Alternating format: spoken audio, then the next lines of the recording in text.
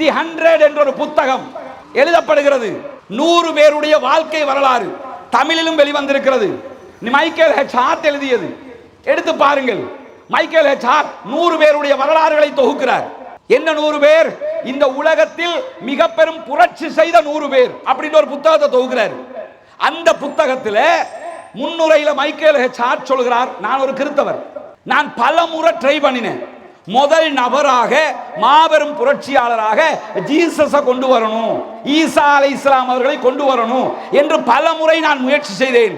என்னுடைய மனம் இடம் கொடுக்கவில்லை. நான் யாரை முதல் நபராக கொண்டு வந்தேன் என்றால் முகமது நபி ஸல்லல்லாஹு அலைஹி வஸல்லம் அவர்களை தான் கொண்டு வருகிறார். உலகத்தில் மாபெரும் புரட்சி செய்த 100 பேர், அந்த 100 பேர்ல முதல் நபர் யார் தெரியுமா? முகமது நபி ஸல்லல்லாஹு அலைஹி வஸல்லம் அவர்கள். 52வது நபராக கலீஃபா உமர் ரலியல்லாஹு அன்ஹு அவர்கள் இருக்கிறார்கள்.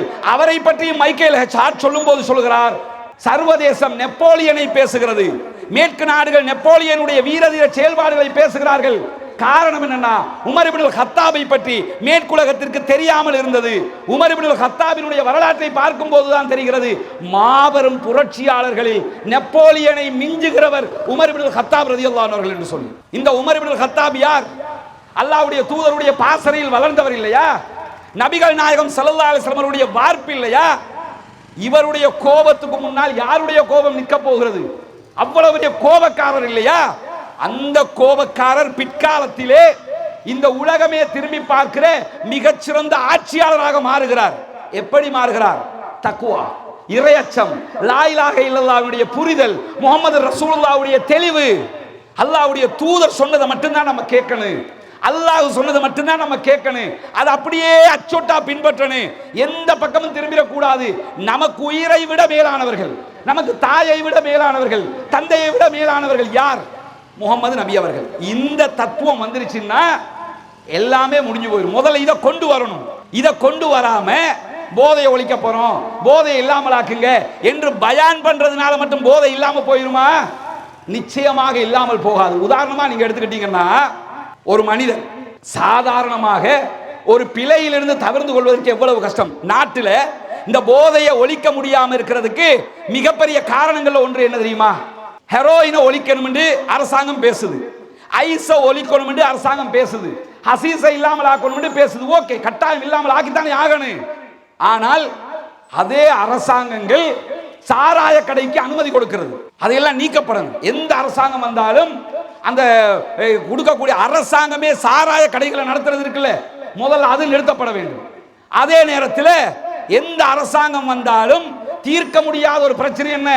சிகரெட் கடைகள்ல சிகரெட், பீடி கடைகள்ல சாதாரணமா விற்பாங்க. இப்ப இங்க இருக்கக்கூடிய கடைகள்லயும் விற்பாங்க. விற்கிறாங்கன்னா முதல்ல விற்கிறவங்க என்ன புரியணும், ஒரு சிகரெட் விற்கிறத கூட தவிர்க்க முடியலன்னா நம்ம என்ன முஸ்லிம், நம்ம என்ன இஸ்லாம்? இந்த இடத்துல நிக்கிறோம் யோசிக்க வேணாமா? அல்லாஹ்வுடைய தூதர் ஸல்லல்லாஹு அலைஹி வஸல்லம் அவர்கள் சொன்ன கட்டளைகளை பின்பற்றுவதாக சொல்லுகிறோம். பாங்கு சொன்னா பள்ளிக்கு போறோம், தொழுகிறதுக்கு போய் நிக்கிறோம், ஆனா கடையில சிகரெட் விற்கிறோம், கடையில பீடி விற்கிறோம். ஹராம் என்று தெரியும், தெரிந்து கொண்டும் விற்பார்கள், தெரிந்து கொண்டும் அந்த விற்பனை நடக்கும். சில கடைகளில் மட்டும் நாங்க சிகரெட் விற்க மாட்டோம் என்று போட்டிருப்பார்கள். கேட்டால் ஒரு விளக்கம் வேற சொல்லுவாங்க, என்னன்னா சிகரெட் இல்லாம மத்த எதையும் விற்கலாம இருக்குது. அப்ப இறைச்சி கடையிலையும் சிகரெட் விற்க சொல்லுங்க, நல்ல தானே? மாட்டிறைச்சி கடையிலையும் சிகரெட் விற்கணும். ஏன்னா சிகரெட் இல்லாம மாட்டிறைச்சியும் வாங்க மாட்டேன் ஆயிருமா இல்லையா? நடக்குமா இல்லையா? இதெல்லாம் நம்ம சொல்லுகிற வியாக்கியானங்கள். ஒரு இஸ்லாமியனாக, ஒரு முஸ்லிமாக நம்ம இதை சொல்லுவதற்கு வெட்கப்பட வேண்டும். இஸ்லாம் படிப்படியாக மிக அழகாக இந்த போதையை இல்லாமல் ஆக்குகிறது. அல்லாஹ்வுடைய தூதர் ஸல்லல்லாஹு அலைஹி வஸல்லம் அவர்கள் மக்களுக்கு மத்தியிலே பிரச்சாரம் செய்கிற நேரத்தில் போதையினுடைய விபரீதங்களை ஆரம்ப கட்டமாக சொல்லுகிறார்கள். எப்படி சொல்லுகிறார்கள்?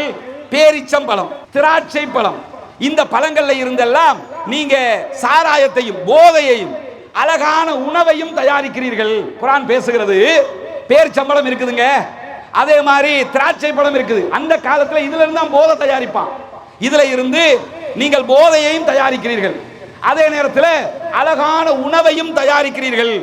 விளங்குகிற சமூகத்திற்கு இதிலே சான்று இருக்கிறது என்று சொல்லி அல்லாஹ் தஆலா 16வது அத்தியாயம் 67வது வசனத்தில் சொல்லுகிறான். விளங்குற சமூகத்துக்கு இதுல என்ன சான்று இருக்குது? கூடவே சொல்லிட்டு தானே போறான். 2 வாசகத்தை கவனிச்சு பாருங்க. திராட்சை பழம் பேரிச்சம்பழங்களில் இருந்து மதுவையும் சாராயத்தையும் தயாரிக்கிறீர்கள், போதையை தயாரிக்கிறீங்க, அழகான உணவையும் தயாரிக்கிறீர்கள். எது தேவை? அழகான உணவு தேவை. நீங்க தயாரிக்கிற போதை தேவையற்றது. இதுதான் போதை ஒழிப்பில் ஆரம்பமாக இறங்கப்பட்ட வசனம். இதுதான் இறங்குது. அதுக்கு பிறகுதான் படிப்படியாக மற்ற வசனங்கள் இறங்கும் போது அல்லாஹ் தஆலா ஒரு கட்டத்தில் திருமறை குர்ஆன்ல 2வது சூரா பக்ராவுல 219வது வசனத்தில் போதை ஒழிப்பதை பற்றி பேசுகிற போது எப்படி பேசுறான்னு கேட்டா, யஸஅலூன கனில் ஹம்ர், நபியே உங்ககிட்ட சாராயத்தை பத்தி கேட்கறாங்க, அதே மாதிரி சூதாட்டத்தை பத்தி கேட்கறாங்க. இந்த ரெண்டுலையுமே பெரும் கேடு இருக்கிறது என்று சொல்லுங்கள். இஸ்முன் கபீர், பெரிய கேடு இருக்கிறது என்று சொல்லுங்கள் என்று சொல்லிவிட்டு தொடர்ச்சியா அல்லாஹ் தஆலா என்ன சொல்றான்னு கேட்டா, சில பலன்கள் இருக்கிறது, பலன் கொஞ்சம் தான், கேடுதான் கூட. இன்னைக்கு பார்க்கிறோமா இல்லையா? அது இது எதுக்குன்னு கேட்டா சாராயத்துக்கு. அதுக்கு பிறகு இப்ப ஊருக்குள்ள திரியிற இந்த மாதிரி மற்ற போதைப் பொருட்கள் இருக்குல்ல, இதுல எந்த விதமான நலவுகளும் கிடையாது. போலீஸ் அதிகாரி அவங்க பேசும்போது 2ஆம் உலக யுத்தத்தினுடைய சில செய்திகளை சொன்னார்கள். அது அந்த அந்த வட்டத்தில் இருந்து இதெல்லாம் உருவாகிறது. அதுக்காகத்தான் அவங்க அந்த விஷயத்தை தொட்டு காட்டிட்டு போனாங்க. இப்ப நம்ம என்ன புரியணும்னா, இஸ்லாம் 2ஆம் கட்டமாக என்ன சொல்லுதுன்னு கேட்டா, இதுல ஒரு சின்ன நலவு மட்டும் இருக்குது, எந்த ஒரு மேலதிகமான நன்மைகளும் இல்லை, இதை விட்டு விலக வேண்டும் என்பதை 2ஆம் கட்டமாக சொல்கிறது. 3ஆம் கட்டமாக இஸ்லாம் சொன்னது என்ன தெரியுமா? நீங்கள் போதையாக இருக்கிற நேரத்தில் பள்ளி வாசலுக்கு தொழுகைக்கு வரக்கூடாது. இதுதான் பாயிண்ட். ஏன் இதை சொல்லுதுன்னு கேட்டா, ஒரு நாளைக்கு ஒரு முஸ்லிம் 5 நேரம் பள்ளிக்கு போகணும், தொழணும். நீங்க போதையாக இருக்கும் போது பள்ளிக்கு வராதீங்க, தொலை வராதீங்க என்கிற சட்டம் சொல்லப்பட்டால் போதையில இருக்கிறவன் அன்னைக்கு முழுக்க பள்ளிக்கு வரையலாது. ஏன் வரையலா? காலையிலே நீங்க ஏதோ ஒரு போதைக்கு வயப்பட்டு விட்டால் இரவுல சாராயம் குடிச்சான்னா ஃபஜ்ர் தொழுகைக்கு வர முடியாம போயிடும். திரும்ப ஃபஜ்ருக்கு பிறகு சாராயம் குடிச்சான்னா லுகர் தொழுகைக்கு வர முடியாம போயிடும். பிறகு லுகருக்கு போதை வயப்பட்டான்னா அசருக்கு வர முடியாம போயிடும். அசருக்கு வயப்பட்டால் மகரிபு, மகரிபுக்கு வயப்பட்டால் இஷா.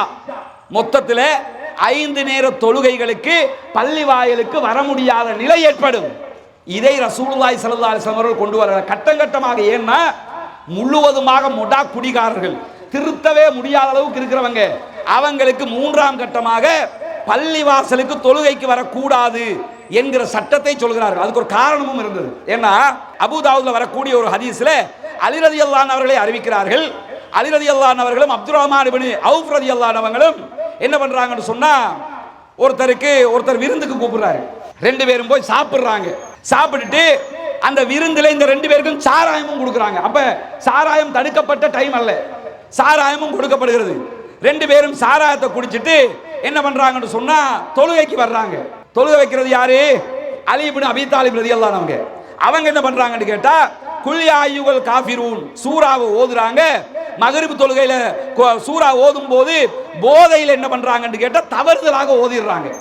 இந்த சந்தர்ப்பத்தில் தான் இஸ்லாம் என்ன செய்யுதுன்னு கேட்டா, போதையாக இருக்கிற நேரத்தில் நீங்க யாரும் பள்ளிக்கு வரக்கூடாது என்கிற தடையை உண்டாக்குகிறது. இப்ப என்ன கவனிக்கணும்னா, நாங்க தான் சும்மாவே பள்ளிக்கு வர்றது இல்லையே அப்படிம்பாங்க. போதையாக இருக்கிற போது பள்ளிக்கு வராதீங்கிறீங்க, நாங்க தான் சும்மாவே பள்ளிக்கு வர்றது இல்லையே என்று வீராப்பும் வியாக்கியானமும் பேச முடியுமா இல்லையா? சில பேர் பேசுவாங்க. முதலில் அந்த இளைஞர்களுக்கு தொழுகையை கற்றுக் கொடுக்க வேண்டும், அந்த இளைஞர்களுக்கு இஸ்லாத்தை கற்றுக் கொடுக்க வேண்டும், அந்த இளைஞர்களுக்கு அடிப்படையை கற்றுக் கொடுக்க வேண்டும். அந்த இளைஞர்களுக்கு இதையெல்லாம் கற்றுக் கொடுக்கிற போதுதான் கண்டிப்பாக மாற்றம் பிறக்கும். இல்லாம மாற்றம் எல்லாம் பிறக்காது.